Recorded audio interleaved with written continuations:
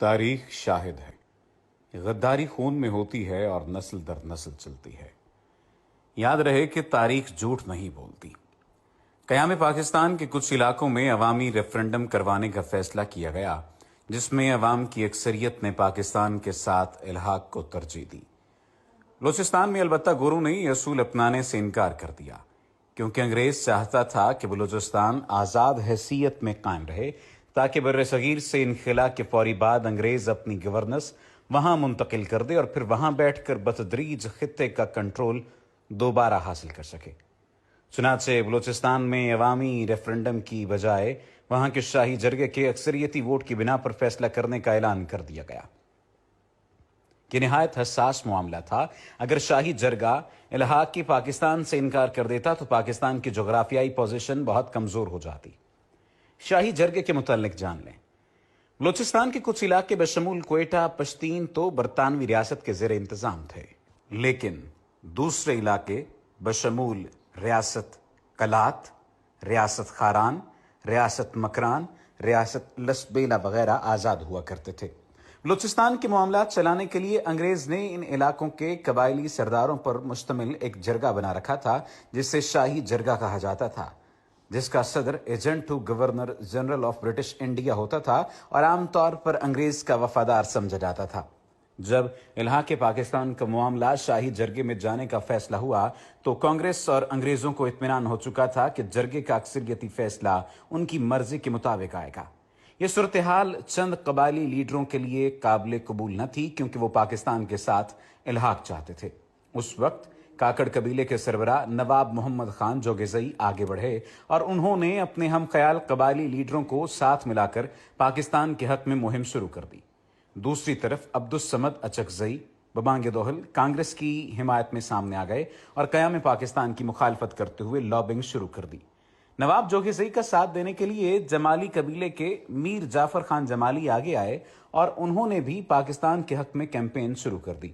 دوسری طرف عبدالصمد اچکزئی نے جرگے کے سرداروں سے کہنا شروع کر دیا کہ اگر پاکستان کے ساتھ نہیں جاتے تو ہندوستان کی حکومت جرگے کو فی الفور 18 کروڑ روپے نقد اور سالانہ 4.5 کروڑ روپے بطور سپورٹ فنڈ دیا کرے گی۔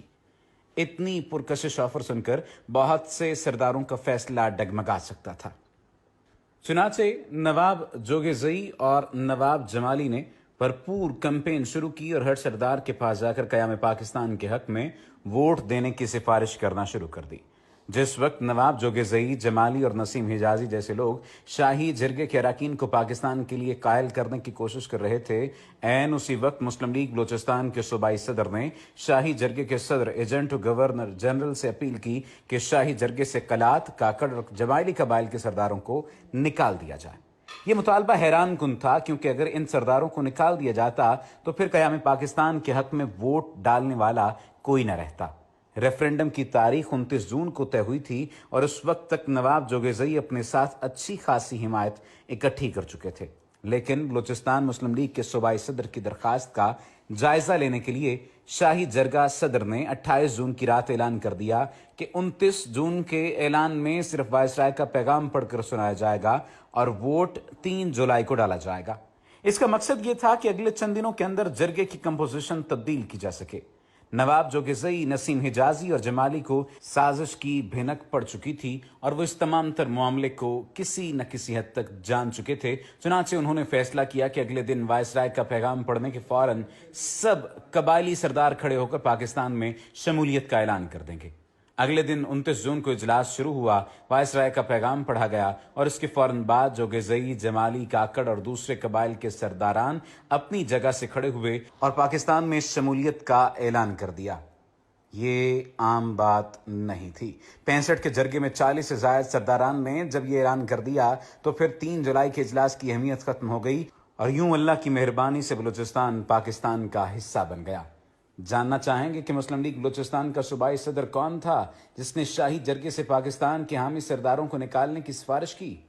اس کا نام قاضی عیسیٰ تھا، جو کہ سپریم کورٹ کے موجودہ جج قاضی فائز عیسیٰ کے والد گرامی تھے۔ جی ہاں، وہی قاضی فائز عیسیٰ کہ جس کے بارے میں کہا جاتا ہے کہ وہ تحریک پاکستان کے فرزند کا بیٹا ہے۔ در حقیقت قاضی عیسیٰ ایک خود پرست اور انا پرست شخص تھا جس نے اپنی ذاتی خواہشات کی وجہ سے پورے بلوچستان کی شمولیت خطرے میں ڈال دی تھی۔ آج اس کے بیٹے نے محض 3 ارب رشوت لے کر ملک کو 500 ارب کا نقصان دیا، اور اس سے بڑھ کر ملک کے عدالتی نظام کی ساکھ پر ایسا کالا ٹیکا لگایا جو شاید صدیوں تک مٹ نہ سکے۔ سچ کہتے ہیں غداری خون میں ہوتی ہے۔ اوپر بیان کیے گئے واقعات تاریخ کا حصہ ہیں۔ آخر میں سلام ان بلوچ لیڈرز کو جنہوں نے 1947 میں کروڑوں کی آفرز ٹھکرا کر پاکستان میں شمولیت کا فیصلہ کیا۔ قاضی عیسیٰ ان بلوچ اور پختون لیڈروں کی دھول کے برابر بھی نہیں۔ قیوم نظامی کی کتاب قائد اعظم بحیثیت گورنر جنرل سے اقتباس۔